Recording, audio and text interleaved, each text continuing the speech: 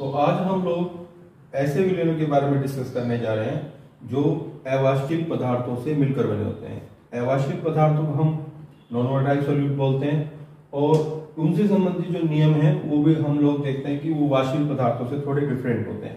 अब पहली बात हम लोग ये डिस्कस करेंगे अवाष्पीय पदार्थ होते कौन से जो हमारी डेली लाइफ में यूज होते हैं, जैसे शुगर, नमक, ग्लूकोज। अगर हम इन्हें पानी में या दूसरे ऐसे विलायक में मिला ले जिसमें घुलते हैं तो वाष्पन केवल विलायक का होता है, इनका रूम टेम्परेचर पे वाष्पन नहीं होता है, इसीलिए हम इन्हें अवाष्पीय पदार्थ कहते हैं।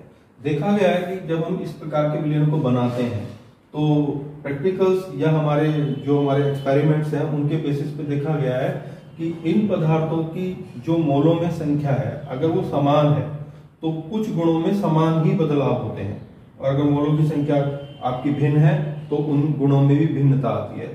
तो कुछ ऐसे गुण देखे गए हैं विलयनों के जो कि इनके केवल अणुओं की संख्या पर निर्भर करते हैं। तो उन विलयनों के उन्हें हम लोग विलयनों के अणुसंख्यक गुण कहते हैं, जिन्हें इंग्लिश में कोलिगेटिव प्रॉपर्टीज ऑफ सॉल्यूशन कहा जाता है। ये कोलिगेटिव प्रॉपर्टीज ऑफ सॉल्यूशन मुख्यतः 4 तरीके की हैं जो अब तक सॉल्यूशंस में देखी गई हैं। इनमें सबसे पहली है वाष्प का अपेक्षित अवनमन, जिसे हम इंग्लिश में relative lowering of vapour pressure कहते हैं। दूसरी है क्वथनांक का उन्नयन, जिसे इंग्लिश में हम एलिवेशन इन बॉइलिंग पॉइंट बोलते हैं। तीसरी है हिमांक का अवनमन, जिसे हम इंग्लिश में डिप्रेशन इन फ्रीजिंग पॉइंट बोलते हैं। और चौथी है परासंघात, जिसे हम ऑस्मोटिक प्रेशर कहते हैं। तो आपके सिलेबस में ये चारों प्रॉपर्टीज हैं और इंडिविजुअली एक एक करके हम इनको पढ़ेंगे और इनसे संबंधित न्यूमेरिकल भी हर टॉपिक के आपके हैं। तो अब हम इन्हें डिस्कस करने जा रहे हैं। तो सबसे पहले हम लोग समझने जा रहे हैं वाष्प का अपेक्षित अवनमन।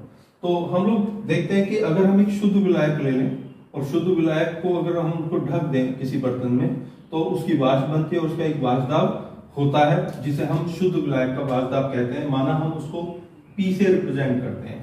अगर हम उसमें अब कोई एक ऐसा पदार्थ मिला लें जो कि अवाष्पीय हो और वो उसमें घुल जाए तो हम लोग देखते हैं कि अवाष्पीय पदार्थ घुलने के बाद उस बर्तन में जो उसकी वाष्प बनेगी तो उस पदार्थ की तो बनेगी नहीं, तो केवल किसकी बनेगी? विलायक की। और क्योंकि विलय पदार्थ के कण भी इसकी सतह पर मौजूद है तो कुछ मात्रा कम होने के कारण विलायक के कणों की तो वाष्प भी कम बनती है। तो हम लोग देखते हैं कि ऐसा होने से जो बना विलयन है उसकी वाष्प दाब जो है वो पहले की तुलना में जो शुद्ध विलायक है थोड़ा कम होता है, तो उसको हम विलयन का वाष्प दाब कहते हैं और जिसे हम PS से प्रदर्शित कर सकते हैं। और उसका मान इससे कम होता है, उसमें थोड़ी कमी आ जाती है और उस आई कमी को ही हम वाष्प दाब का अवनमन कहते हैं। माना अगर हम कहें कि वाष्प दाब का अवनमन जो है वो कितना हुआ तो हम कहेंगे अवनमन का मतलब है कमी, ठीक है ना। तो अगर हम लोग बताएं कि कितनी हुई तो पहले कितना था P और अब नए विलयन का कितना है PS। तो माना ये 100 है वो 80 है तो डिफरेंस आया 20 का। तो इस तरीके से हम कह सकते हैं कि P में से अगर PS को हम सब्ट्रैक्ट कर दें तो उसमें जो मान आएगा वो वाष्प दाब के अवनमन का आएगा। लेकिन अगर हम इसी मान को अगर शुद्ध विलायक के वाष्प दाब से डिवाइड कर दें तो ये रेस्पेक्ट यानी एक तरीके से रिलेटिव हो जाएगा, जिसे हम लोग कह सकते हैं वाष्प दाब का अपेक्षित अवनमन। ठीक, अब ये वाष्प दाब का अपेक्षित अवनमन जो हमारा सूत्र बना है P माइनस PS/P, जहां P जो है वो शुद्ध विलायक का वाष्प दाब है, PS जो है बने विलयन का वाष्प दाब है और उसका डिवाइड करने के बाद जो सूत्र बना तो हम उसको कह सकते हैं वाष्प दाब का अपेक्षित अवनमन। तो अब हम देखेंगे कि जो प्रैक्टिकल से देखा गया है तो रॉड्स ने इनके लिए भी एक नियम बनाया है। जो पहला नियम था रॉड्स का वो वाष्पशील द्रवों के लिए था, तो ये अब की बारी जो रॉड का नियम है ये अवाष्पीय पदार्थों से बने विलयन के लिए।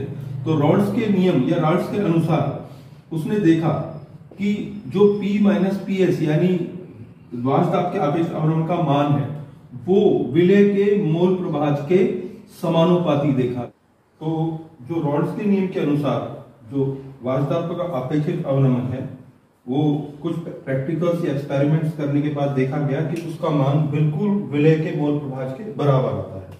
तो हम लोग यहाँ पर लिख सकते हैं विलय का मोल प्रभाज। तो ऐसे हम लोग अगर हमसे पूछा जाए कि नियम क्या है रॉड के नियम जो अवाष्पीय पदार्थों के लिए, तो हम शुद्ध भाषा में ऐसे कह सकते हैं कि जो वाजदाब का अपेक्षित अवनमन होता है वो विलय के मोल प्रभाज के बराबर होता है।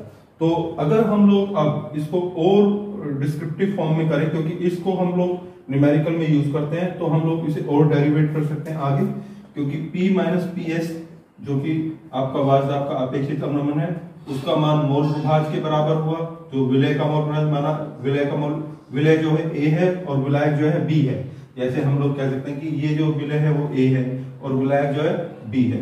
तो हमें पता है कि पिछले न्यूमेरिकल्स में हमने पता किया है या हमने कैलकुलेशन की थी कि जो मोल प्रभाज होता है वो विलय के मोल प्रभाज यानी Na upon Na plus Nb के बराबर बैठेगा।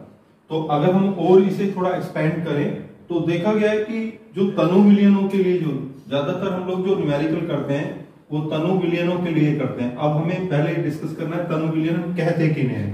अगर आपका विलायक बहुत ज्यादा मात्रा में होता है और विलय की मात्रा थोड़ी होती है तो ऐसे विलयनों को हम तनु विलयन कहते हैं, जिन्हें इंग्लिश में डाइल्यूट सॉल्यूशन बोला जाता है। और अगर विलायक जो है कम है, विलय की मात्रा ज्यादा, तो उसे सांद्र कहते हैं, इंग्लिश में कंसंट्रेटेड सॉल्यूशन बोला जाता है। क्योंकि ये जो विलयंस हम लोग पढ़ रहे हैं ज्यादातर तनु विलयनों के लिए डिस्कशन होता है इनके बारे में। तो तनु विलयन अगर है तो हम कह सकते हैं Na की जो मात्रा है वो एज कंपेयर्ड यानी जो विलायक की तुलना में बहुत कम होती है। तो अगर हम कहें कि किसी छोटी मात्रा को किसी बहुत बड़ी मात्रा में अगर जोड़ दें तो उसका नेग्लिजिबल इफेक्ट होता है, नेग्लिजिबल। तो अगर हम कह सकते हैं यहाँ पर कि Na और Nb को अगर हम जोड़ भी रहे हैं तो लगभग वो Nb के बराबर ही बैठता है, यानी मोल ऑफ विलायक के कणों के बराबर ही बैठेगा। तो हम लोग इसे आगे ऐसे लिख सकते हैं P minus PS upon P equal to Na upon Nb। और इस तरीके से हम लोग अभी और थोड़ा सा सिंप्लीफाई कर सकते हैं। तो जैसा कि हमने नीचे देखा कि P minus PS upon P का मान Na अपॉन Nb के बराबर आया है। तो यहाँ पर मैं इसे रिपीटली लिख रहा हूं जिससे आपको साफ साफ दिखाई दे। तो यहाँ Na अपॉन Nb मैंने दोबारा लिख दिया है। तो क्योंकि हमें पता है कि जो Na है उसका मान W अपॉन Ma यानी कि विलय का भार अपॉन विलय का अणुभार, और इसी तरीके से Nb बराबर क्या लिखा जाता है Wb अपॉन Mb। तो हम यहाँ पर विलायक का भार बटे विलायक का अणुभार, जिससे ये मोलों में बदल जाए। यानी अगर हम लोगों को न्यूमेरिकल में विलय और विलायक की मात्रा मोलों में ना देकर अगर भार में दे रखी हो तो हम उन्हें मोलों में बदल लेते हैं। तो अगर इन्हीं को हम इस सूत्र में लगा दें तो P minus PS upon P equal to small w A upon small ma upon में small w B upon small m B। इसको और सिंप्लीफाई कर सके तो हम P minus PS upon P equal to small w A, और यहाँ पर ऊपर जो आ जाएगा वो m B आ जाएगा, और अपॉन में स्मॉल w B और यहाँ पर m A आ जाएगा।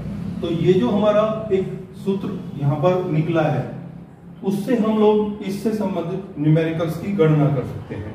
अब देखा गया क्योंकि कई बार बच्चों को थोड़ा डिफिकल्टी होती है विलय और विलायक के मात्राओं को थोड़ा रिप्रेजेंटेशन करने में, तो मैंने पहले भी डिस्कस किया था कि चाहे तो आप लोग जो विलय है उसकी मात्रा कम होने के कारण आप उसे स्मॉल w से शो कर सकते हैं, और जो विलायक है उसे कैपिटल W से शो करते हैं। वो आपके इजी के लिए आप चाहो तो इस तरीके से यूज कर सकते हो और चाहो तो दूसरे तरीके से। तो मैं दूसरे तरीके से भी लिख के दिखा देता हूं। अगर आप लोगों का विलय की मात्रा स्मॉल w से रिप्रेजेंट कर रहे हैं और विलायक की मात्रा कैपिटल W से, तो हम लोग इस सूत्र को थोड़ा इस तरीके से लिख सकते हैं। यहाँ कैपिटल M विलायक का अणुभार है और स्मॉल m विलय का अणुभार है, और इस तरीके कैपिटल विलायक का भार है और स्मॉल w जो है विलय का भार है। तो आपके ऊपर है कि आप न्यूमेरिकल को जब सॉल्व करते हैं तो उसे आप किस तरीके से रिप्रेजेंट कर रहे हैं। थोड़ा सा हमें बड़े और छोटे से इतना थोड़ा हम लोगों को इजी हो जाता है कि एक चीज विलायक है वो जो बड़े रूप में बड़े में लिखी गई है, कैपिटल फॉर्म में लिखी गई है, और एक चीज विलय है जो कि स्मॉल लेटर्स के अंदर लिखी गई है। तो वो आपके इजी हो रहा है। तो नेक्स्ट वीडियो में हम लोग रोल्स के दोनों नियमों से संबंधित जो न्यूमेरिकल्स हैं उनको करेंगे और उनको करना सीखेंगे। Thank you. और मैंने आपसे पहले भी कहा है कि आप ये वीडियो जो है शेयर भी करें, सब्सक्राइब भी करें, लाइक भी करें, क्योंकि आप सब्सक्राइब करेंगे, लाइक करेंगे तभी ये ज्यादा आप लोग के शेयरिंग में आएगी। और अगर कोई बात समझ में नहीं आती तो आप रिपीट करके वीडियो को 2 या 3 बार देखें, जिससे कि आपको कोई टॉपिक में अगर समझ में नहीं आ रहा है तो उसे आप इजीली समझ सकें। Thank you.